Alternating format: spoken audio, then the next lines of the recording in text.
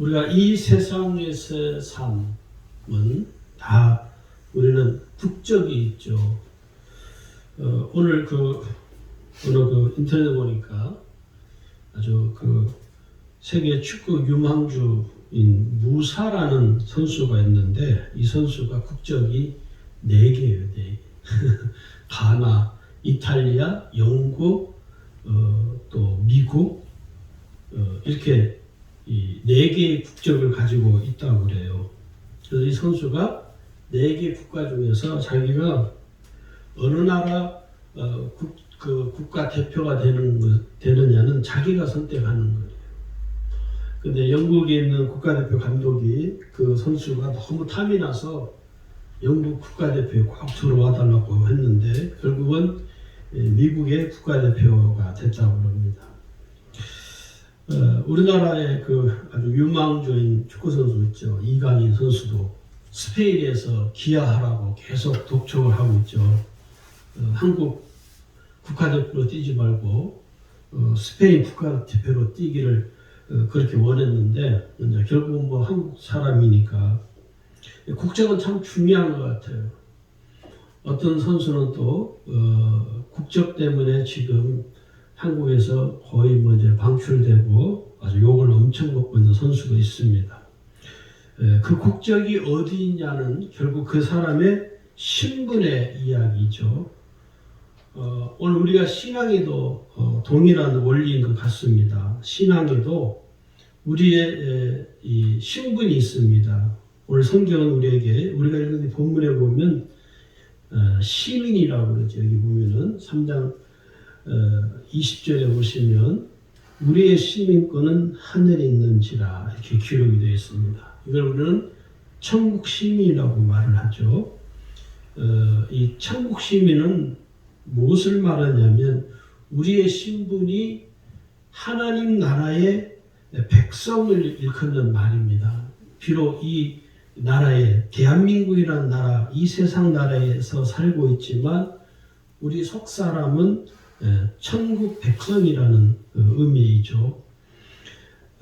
오늘 시대에 이 시대에 21세기 과학이 발달한 이 시대에 이 천국에 관해서 이야기를 하면 사람들이 이상한 사람으로 여깁니다. 실제로 제가 신학교 다닐 때 신학교에서 천국 이야기하면 그 천국에 관한 이야기하는 신학생을 뭐라고 하냐면 주일학교 아이라고 놀림을 해요. 놀려 신학생들이.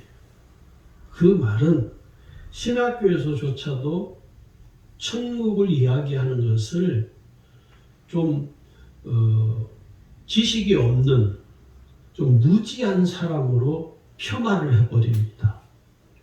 다 그런 건 아니겠지만 대체적으로 그렇죠. 그러니까 신학교에서 그렇게 신학을 공부한 그런 사람들이 이 목회 현장에 나와서 목사가 되고 또 실제로 목회를 하고, 근데 그것이 신학교 다닐 때 문제로 끝나는 문제가 아니라 목회 현장에서도 그런 분들은 대체로 천국에 관한 이야기를 하지 않습니다. 쉽게 말하면 천국을 잘 안 믿는 것이죠. 이게 참 심각합니다. 사실은 신앙의 문제이지 이게 신학적인 문제가 아니라 신앙의 문제입니다. 천국과 지옥이 있는 것을 성경 분명히 말씀하고 다루고 있는데도 불구하고 오늘 많은 그리스도인들 중에서도 천국을 이야기하는 것에 대해서 이렇게 호웃음을 치는 교인들이 의외로 많습니다. 천국이나 지옥에 관해서 이야기하면 또 귀신론에 관해서 귀신에 관해서 설교를 하고 그러면요, 그 목사는 상당히 영적으로 무지한 사람으로 평가절하하기도 하죠. 이것은 신앙의 문제라는 것을 우리가 먼저 이해를 해야 됩니다. 제가 재작년에 이 천국에 관한 설교를 한 번 한 적이 있는데 어쩌면 그 설교와 사실 이어지는 말씀이기도 한데요. 오늘 말씀은 천국 시민으로 사는 삶에 관해서 좀 말씀을 하려고 합니다. 천국과 지옥은 가상의 세계가 아니라 실제로 실존하는 세계이죠. 내가 가보지 않았을 뿐이죠. 내가 천국과 지옥을 가보지 않았을 뿐이죠. 엄연히 이 천국과 지옥은 실존하고 있다는 것입니다. 성경이 뒷받침을 하고 있는 것이죠. 그러면 누가 이 천국에 갈 수 있나 하는 문제입니다. 천국은요, 죄에서 구원받은 하나님의 자녀가 갑니다. 하나님의 자녀가 가는 곳이죠. 여기 보면 요한복음 3장 5절에 보시면은 예수께서 대답하시되 진실로 진실로 내게 이르노니 사람이 물과 성령으로 나지 아니하면 하나님 나라에 들어갈 수 없느니라 명확하게 말씀을 하죠. 물과 성령, 말씀과 성령으로 거듭난 하나님의 자녀만이 하나님 나라 천국에 들어갈 수 있다 하는 말씀을 우리에게 지금 하고 있는 것입니다. 그래서 천국은 구원받을 가능성이 있는 사람이 가는 것이 아니라 구원받은 하나님의 자녀가 된 사람만 가는 곳입니다. 그건 아무나 갈 수 있는 곳이 아니라는 것이죠. 그 다음에 천국은 누가 가느냐 하면 예수님의 보혈의 은혜를 입은 사람이 갑니다. 이 예수님의 보혈은 모든 죄를 정결케 하는 능력이 있죠. 그래서 예수님이 계시는 그 천국은 예수님의 보혈로 말미암아 정결함을 입은 사람만 가는 곳입니다. 거기는 죄에 얼룩지고 죄에 오염된 사람은요, 아예 그 근처에도 천국 문에서 들어갈 수가 없습니다.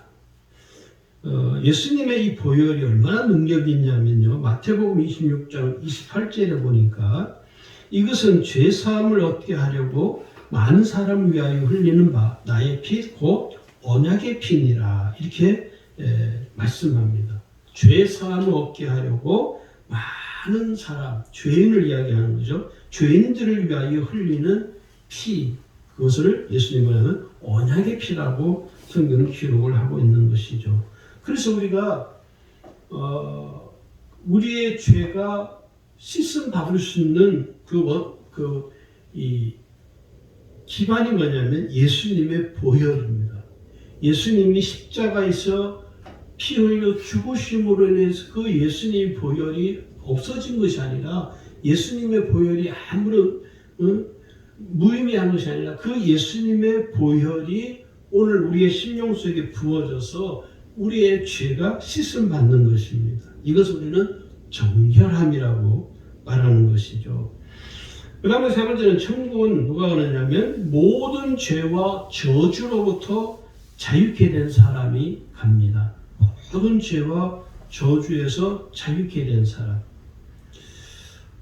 우리는 죄에서 자유케 된 사람입니다. 그리고 우리는 모든 저주로부터, 이 세상에 있는 모든 저주로부터, 이 세상에 얽혀 있는 모든 이 세상 것으로부터 우리는 자유케 된 사람이에요. 그 사람이 천국에 갈 수 있는 겁니다. 요한복음 8장 32절에는 뭐라고 하냐면 진리를 알지니 진리가 너희를 자유롭게 하리라. 내가 진리로 말미암아 완전히 자유케 된 사람, 진리로 말미암아 자유케 된 사람이 천국에 갈 수 있는 거예요. 성도들 어떤 분들이 목사님, 내가 하나님 앞에 죄를 범한 것 같다고. 무슨 죄를 지었냐니까 잘 모르는데 하여튼 죄를 지은 것 같다고. 또 사람들이 그러잖아요. 우리 사람들이 늘 하는 말이에요. 내가 죄가 많아서 그렇다. 연세 많은 분들이 꼭 하는 말이죠. 내 죄라고. 권사님 죄가 뭡니까? 이렇게 물어보면 몰라요. 그냥 죄라고 그래. 그냥 뭐 자기 자식이 안 되는 것도 자기 죄라고 그러고, 자기 자녀가 어려움을 당하는 것도 자기 죄라고 그러고, 다 자기 죄래요. 그러면 그럼 무슨 죄입니까? 이렇게 물어보면은 무슨 죄인지는 알지는 못하지만 무조건 자기 죄라고 생각하는 것이죠. 그건 자기가 자기의 죄가 무엇인지 잘 모르는 것입니다. 그러니까 모든 어떤 잘못을 자기라고 생각해요. 그건요, 자유한 진리로 말미암아 자유케 된 사람이 아닙니다. 우리가 이것을 잘 분명하게 하고 이 신앙생활을 해야 됩니다. 그러다 보니까 자꾸 이제 그런 생각을 가지게 되면요, 자기 스스로가 올무에 빠져요. 올무에. 예. 요즘 뭐 젊은이고 나이 먹은 사람 할 것 없이 왜 자꾸 이런 뭡니까, 사주 같은 거 보고 타로, 요즘은 또 타로라고 그러죠. 그런 걸 왜 보는지 아세요? 묶여 있으니까요. 어딘가에 무엇인가에 자기가 완전히 자유하지 못하기 때문에 이렇게 이렇게 구속받고 압박을 구속되어 있기 때문에 거기에서 좀 벗어나기 위해서 자기 스스로 물론 재미로 본다고 하지만 그 실상은요, 그 점을 보는 것에 그 말을 듣고도 자기가 좀 위로를 받으려고, 위안을 받으려고 거기서 잠깐 벗어나고 싶고, 그러나 또 다시 그런 데 빠지고, 예수 믿는 성도들 중에서도 젊은이 중에서도 카페 같은 데 가서 타로 점을 보는 청년들이 굉장히 많습니다. 다른 근데 그런 사람들은 저는 구원받지 못한다고 확신합니다. 절대 천국에 들어갈 수가 없죠. 장난삼아 본다고? 아니요. 그런 장난삼아 볼 수 있는 문제가 아니라 그 영혼은 이미 악한 영에 먹혀 있다고 보면 틀림이 없습니다. 우리가 그것을 잘 분별을 하셔야 됩니다. 그 다음에 왜 그러면 우리가 이 천국을 바라보며 살아야 되는 거예요? 왜 천국을 오늘 사람들이, 성도들이 바라보지 못하느냐? 천국은 다른 말로 본향이라고 합니다. 오늘 구원받은 저와 여러분은 본향을 바라보며 살아야 돼요. 제가 참 부끄러운 이야기지만 전라도에서 익산에서 이렇게 살을 때 그때는 생각하면 신앙도 성숙하지 못했고, 지금 생각해보면 신앙도 성장하지 못하고 성숙하지 못하고 여러 가지 인격적으로도 성숙하지 못한 그런 시절이었던 것 같아요. 그러자 살다가 명절 때 되면 지금은 이거 문구가 없어졌는데요. 서부산 톨게이트를 싹 둘러보면 서부산 톨게이트 그 제일 위에 이렇게 써있어요. 여기는 항구 부산입니다. 그 길을 딱 보는 순간 마음이 이렇게 평안한, 마음이 이렇게 좀 이렇게 안심이 되는, 평안은 아니고 마음이 참 이렇게 가라앉아요. 내가 내 고향에 돌아왔구나. 그러면서 이제 또 명절 때마다 올 때마다 그런 마음을 가진 거예요. 그래서 제가 늘 내가 부산에 가서 살아야 되는데 이게 엄청난 스트레스였어요. 저 개인에게. 그때 만약에 지금처럼 지금 같은 신앙이었다면 아마 그렇게 그런 철없는 생각을 하지 않았을 거예요. 어쨌든 간에 사람들이 그러잖아요. 나이를 들고 이렇게 시간이 지나면서 자기가 태어났던 고향을 대부분 사람들이 그리워하죠. 대부분 사람들이 내가 태어난 고향을 다 그리워하죠.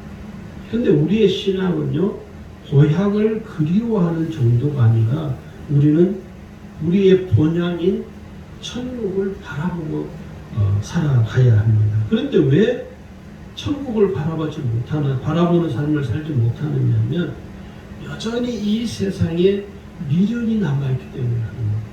여전히 이 세상에 연세 많은 할머니 할아버지들이 늘 입버릇처럼 하는 말 있잖아요. 내가 너무 오래 살았어. 빨리 가야 돼. 내가 너무 오래 살아서 그래. 빨리 가야 돼. 근데 어떤 사람이 그럼 할머니 빨리 죽으면 되겠네요. 그 할머니가 막 화를 내요. 할머니 빨리 가야 된다면서요. 말이 그렇지 뜻이 그러냐고 막 화를 내더라는 거예요. 말이 그렇죠. 뜻은 더 오래 살고 싶은 거예요. 누가 세상을 나는 이만 살고 갈란다 그런 사람 없습니다. 다 말로만 내가 빨리 가야지. 자기 자식들이 안 되고 자식들이 사는 게 어려우면 부모들이 늘 하는 말이 뭐예요? 내가 빨리 가야 돼. 내 자식들에게 짐이 안 돼야 돼. 빨리 가야 돼. 그럼 그 철없는 자식은 또 그 부모가 그 말은 다 거짓말이죠. 여전히 우리는 이 세상에 미련이 남아 있거든요. 그러니까 세상에 미련이 있기 때문에 뭡니까? 이 세상에서 우리가 천국을 바라보는 삶을 살아가는 것이 참 어려울 수밖에 없다는 거예요. 그리고 우리가 사는 이 세상은요, 우리 육신의 눈에 보이는 대로 우리는 이 세상에 있는 것들을 우리는 취하죠. 예를 들어서 사람들이 유행 지난 옷들은 사람들이 잘 안 입죠. 또 유행이 지난 무슨 이렇게 액세서리 같은 것도 사람들이 잘 안 하죠. 왜 그러냐면 여전히 세상에 있는 것들을 내가 집착하게 되는 것이죠. 집착하게.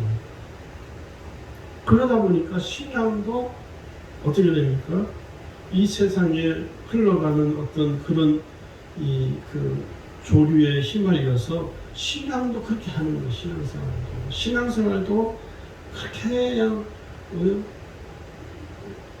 우리가 천국을 바라보지 못하는 성경은 뭐라고 말하냐면 세상에 미련을 두고 사는 우리에게 예수님이 말씀하시기 이렇게 경고를 하세요. 누가복음 9장 62절에 보시면 예수님이 하시는 말씀이 이렇게 말씀하십니다.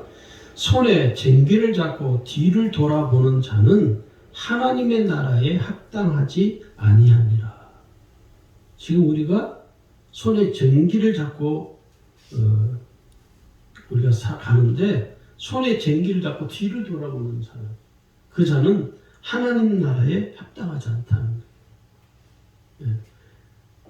천국을 바라본다 하면서 세상에 자꾸 집착하고 세상에 미련을 두고 사는 것은 결코 하나님이 기뻐하지 않는다는 것을 우리가 잘 알아야 됩니다. 창세기 보면 19장에 보면 롯의 아내가 있죠. 하나님께서 롯에게 소돔과 고모라를 멸망시킬 때 뒤를 돌아보지 말라. 그런데 그만 이 롯의 아내가 뒤를 돌아봤습니다. 어떻게 됩니까? 소금기둥이 되었죠. 왜 뒤를 돌아봤을까? 왜 돌아봤을 것 같아요? 저 옆집에 철이 엄마 데리고 와야 되는데 그 철이 엄마 불쌍히 돌아봤을 거예요? 아니에요. 그 소돔과 고모라에 대한 미련이 남아있는 거예요. 그래서 결국은 뭐가 됩니까? 소금기둥이 되어버린 거예요.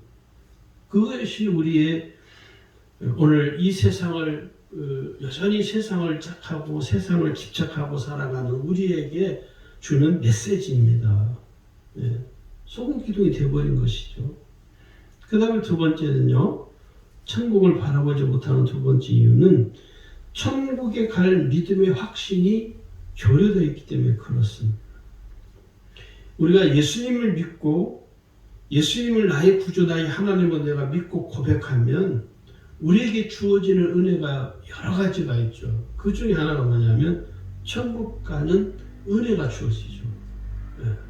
근데 우리는 그것을 그렇게 이렇게 막 피부에 와닿게 사람들이 믿어지지가 않는 것 같아요. 대중에 이제 천국 체험을 한 분들의 감정도 그것을 또 틀렸다고 우리가 함부로 속단할 수가 없거든요, 사실. 또 천국 체험은 다 주관적인 체험이지 그게 객관적인 체험은 아니기 때문에 신빙성이 있어서 다 100% 신뢰할 수 없는 부분도 사실은 있습니다. 그러나 중요한 것은 오늘 성경이 우리에게 제시하고 성경이 우리에게 밝히 천국에 관해서 말씀을 기록한 것을 보면 오늘 우리에게 무엇을 말하냐면 천국에 가는 이 확신을 가지고 살아가라는 것이죠. 그게 이제 누가복음 16장의 거지 나사로와 부자의 스토리가 이 천국에 관한 스토리입니다. 부자와 거지 나사로의 이 스토리는요, 여러 가지 주제를 가지고 있지만 그 한 주제가 뭐냐면 천국과 지옥에 관한 스토리예요. 살아생전에 거지는 이 세상에 살면서 의식주가 늘 궁핍했죠. 근데 부자는 이 세상 나라에 살면서 의식주에 있어서는 아주 너무 풍성하게 부족함이 없도록 정말 너무너무 풍족하게 살았던 것입니다. 그런데 두 사람 다 죽어서 천국과 지옥을 갔는데 거지 나사로는 육신으로 살았을 때는 궁핍하게 살았지만 천국에 가 있고 이 부자는 육신으로는 풍성하게 살았지만 지옥에 가 있는 거죠. 완전히 대비되는 것입니다. 이게.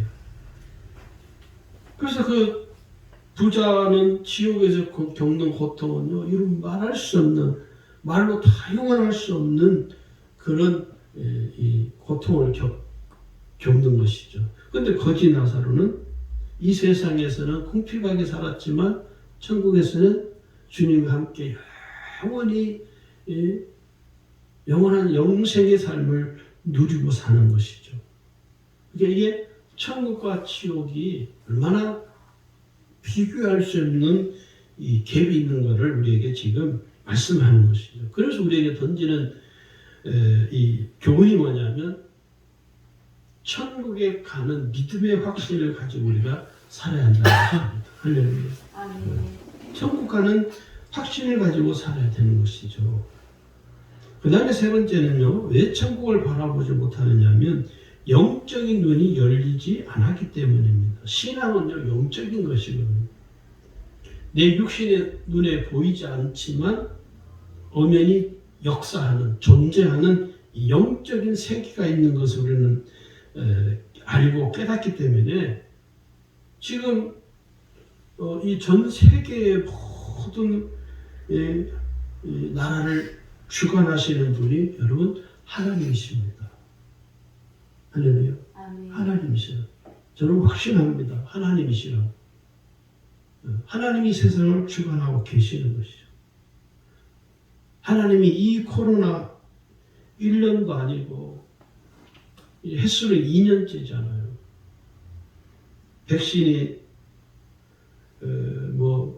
그렇게 쉽게 백신 접종이 쉽게 끝나는 문제가 아니라 거의 1년 가까이 걸린다고 그러니까 다들 이야기하기를 그럼 언제 이 코로나가 종식이 되고 서로 마음껏 마스크 다 벗고 왕래할 수 있냐? 올해도 어렵습니다.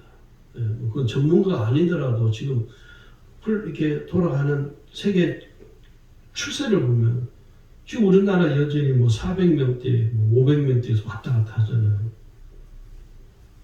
내년 하반기나 돼야 정상적으로 갈 수 있지 않겠나. 그렇게 다들 전문가가 아니더라도 그렇게 예측을 할 수가 있죠. 지금 우리가 지금 벌어지는 우리 이 인간 세상사에서 벌어지고 있는 모든 일들이 하나님이 직접 주관하시고 섭리해 가고 계시다는 사실을 우리가 먼저 인지해야 됩니다. 그래야 우리가 하나님께 하나님의 은혜를 구할 수가 있습니다. 이게 참 중요한 원리이죠. 그런데 우리는 믿음의 성도들조차도요, 하나님이 지금 이 세상을 주관하고 있다는 사실을 잘 미처 깨닫지를 못하는 것이죠. 그거 왜 그러냐면 영적인 눈이 열려지지 않아서 생기는 문제라고 봅니다. 그래서 누가복음 8장 10절에 보면요, 이렇게 말씀합니다. 하나님의 나라의 비밀을 아는 것이 너희에게는 허락되었으나 오늘 저와 여러분이 허락됐죠? 그런데 뭐랍니까? 다른 사람에게는 비유로 하나니 이는 그들로 보아도 보지 못하고 들어도 깨닫지 못하게 하려 합니다. 이렇게 기록됐어요. 그러니까 비유로 성경을 특별히 이제 신약 성경을 보면요, 사복음서를 보면 예수님이 말씀할 때 꼭 그 주변에 일어나는 일들을 그 어떤 정황, 상황, 어떤 일들은 그 주변에서 일어나는 그 일들을 비유를 통해서 꼭 말씀을 하세요. 직선적으로 할 때도 있지만 대부분은 비유로 말씀합니다. 왜 비유로 하느냐면 못 알아듣거든요. 깨닫지도 못하고. 오늘 우리의 신앙도 그렇거든요. 육신의 눈으로는 도저히 하나님의 말씀이 들리지 않습니다. 저도 그랬거든요. 얘도 처음 교회를 나갔는데 목사님이 설교하는데 무슨 말인지 하나도 못 알아. 다 처음 듣는 이야기, 생소한 단어들. 그런데 이 육신의 눈이 벗겨지고 영의 눈이 열리면 그 들려지지 않던 설교가 무슨 말인지 알아듣지 못하던 그 단어들이 깨달아지고 믿어지는 것이죠. 이걸 우리는 영적인 눈이 열리면 하나님의 말씀이 들려지고 천국이 보이는 것입니다. 내가 천국을 안 가봐도 맞아. 천국은 분명해. 천국은 반드시 내가 가야 할 나의 본향이야 라고 우리가 믿어지고 이해되어지고 깨달아지고 의심이 생기지 않는 것이죠. 그건 영적인 눈이 열려야만이 가능한 일이라 하는 것이죠. 그 다음에 세 번째는요. 그럼 우리가 천국 시민으로서 이 세상 나라에서 어떻게 살아야 되느냐. 천국 시민권을 소유한 사람들은요. 이 세상의 삶을 어떻게 살아야 되느냐. 빌립보서 오늘 우리가 읽은 본문에 20절에 그랬죠. 우리의 시민권은 하늘에 있다. 그러죠. 또 에베소 2장 19절에도 가면요. 뭐라고 하냐면 이제부터 너희는 외인도 아니요 나그네도 아니요 오직 성도들과 동일한 시민이요 하나님의 권속이라 이렇게 기록합니다. 그러면서 오늘 천국 백성으로서 살아가야 할 우리에게 예수님이 뭐라고 하냐면 이렇게 말씀해요. 마태복음 7장 21절을 보시기 바랍니다. 마태복음 7장 21절에 보면 이렇게 말씀해요. 나더러 주여 주여 하는 자마다 다 천국에 들어갈 것이 아니요 다만 하늘에 계신 내 아버지의 뜻대로 행하는 자라야 들어가리라. 이렇게 기록이 되어 있습니다. 참 귀하죠. 누구의 뜻대로? 아버지. 하나님 아버지 뜻대로 사는 자가 천국에 들어간다는 거예요. 그러니까 우리도요 방심하면 큰일 납니다. 나는 목사니까 천국 갈 수 있지. 아니요. 목사라도 천국 못 갈 수도 있습니다. 목사라고 천국 가는 게 아니에요. 그러니까 하나님 뜻대로 행하지 아니하면 하나님 뜻대로 살지 아니하면 천국에 못 간다는 이야기를 여기서 이야기하는 거죠. 주여 주여 한다고 천국에 가는 게 아니라는 거예요. 우리가 그것을 이 말씀을 잘 깨달아야 한다는 것이죠. 좀 구체적으로 좀 말씀을 드리면 천국 시민으로서 이 세상 어떻게 살아요? 첫 번째는 육신에 속해 살지 말고 영에 속한 삶을 살아야 한다는 것이죠. 로마서 8장 5절에서 9절까지 보면 육신을 따르지 말라고 우리에게 경고하고 있습니다. 왜요? 육신을 따르면 그건 하나님과 원수가 된다고 그래요. 하나님은 육신을 따르는 자를 좋아하지 않는다. 하나님이 기뻐하지 않는다는 거예요. 우리가 그것을 이해해야 됩니다. 두 번째는요. 천국의 보화를 발견한 삶이 천국 시민으로 사는 것이죠. 마태복음 13장 44절, 45절, 46절에 그 비유의 말씀이 있죠. 천국은 마치 밭에 감추인 보화를 발견한 사람과 같은 거라고. 이 사람은 밭에 아무도 요즘 말로 말하면 맹지. 여러분 맹지는요 집도 지을 수 없는 곳이잖아요. 그 부동산 업자들 맹지는 절대 사지 말라고. 아무 아무 쓸모없는 땅이죠. 이 쓸모없는 밭인데 거기에 그 쓸모없는 이 밭을 이 사람이 가서 전 재산을 다 털어서 그 밭을 산 거예요. 이 사람들이 야, 너 정신 나갔냐?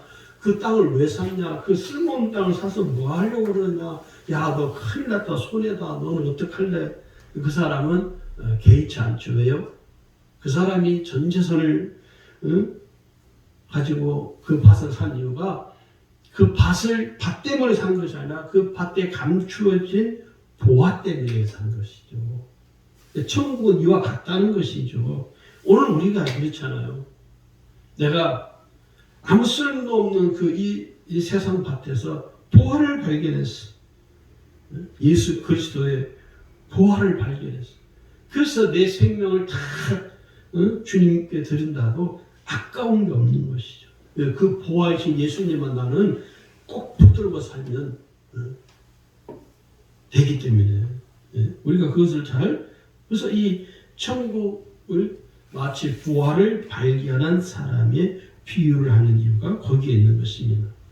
그 다음에 세 번째, 항상 천국에 갈 준비를 해야 됩니다. 저는 지금도 가끔 기도할 때 죽음을 위해서 기도하는데, 제 20살 때 저희 은사이신 이우철 목사님, 제가 처음 만난 목사님이시고 제가 제일 이 세상에서 제일 존경하는 어르신이신데, 그 어르신이 할 청년들한테 했던 말이 있어요. 꼭 죽음을 위해 기도하라. 제가 20살 때인데 한참 그냥 정열이 불타오르는 20살 20대 청년들한테 꼭 만나면 목사님이 죽음을 위해서 지금부터 기도하라. 지금부터 기도하라. 저는 그분의 가르침에 그때 들으면서 그래, 죽음을 위해서 기도해야지. 다른 분도 아니고 목사님이 그러는데 목사님 말씀인데 순종해야지. 그래서 그때부터 기도하기 지금까지 생각날 때마다 꼭 기도할 때마다 죽음을 위한 생각이 나면 또 기도하고, 매일 그 기도 하진 않지만 죽음을 위해서 기도해야 한다고 생각이 할 때마다 꼭 지금도 합니다. 왜요? 우리는요 항상 천국 갈 준비를 해야 돼요. 왜 그러냐? 천국은요 신화나 동화 속의 이야기가 아니라 실제로 실존하는 것이기 때문에 우리의 실제적인 삶의 이야기인 것이죠. 먼 날 내가 내 후손들에게 내가 옛날에 예수 믿을 때 천국이 있다고 그러더라. 내가 그런 문제가 아니라 천국을 실제로 내가 가느냐 못 가느냐는 실존의 문제이기 때문에 우리는 항상 천국 갈 준비를 하고 살아야 된다 하는 것이죠. 천국은 어떤 곳입니까, 여러분? 계시록 21장 4절에 말씀하죠. 모든 눈물을 그 눈에서 닦아주시니 다시는 사망이 없고 애통하는 것이나 곡하는 것이나 눈물도 없고 질병도 없고 아픔도 없고 후회도 없고 근심도 없고 염려도 없는 오직 하나님의 평안만이 가득한 곳이 천국입니다. 마태복음 25장에 우리가 잘 아는 비유의 말씀이죠. 열처녀 비유. 열처녀 비유의 핵심이 뭐냐? 준비하라는 거예요. 미리 준비하라. 예비하고 있으라는 것이죠. 또 누가복음 10장에 70명의 전도대에게 예수님이 뭐라고 하냐면 그 70명의 전도대원들에게 이렇게 말합니다. 그들이 돌아와서 자기들이 주님의 이름으로 귀신도 쫓아내고 능력을 행하는 것을 예수님께 막 자랑하니까 예수님이 뭐하냐면 야단치지 아니하시고 예수님이 뭐하냐면 너희들이 큰 권능을 행한 것으로 기뻐하지 말고 하늘에 기록된 것으로 기뻐하는 거예요. 너희 이름이 하늘에 기록된 것으로 더 기뻐하라는, 그게 누가복음 10장 20절에 말합니다.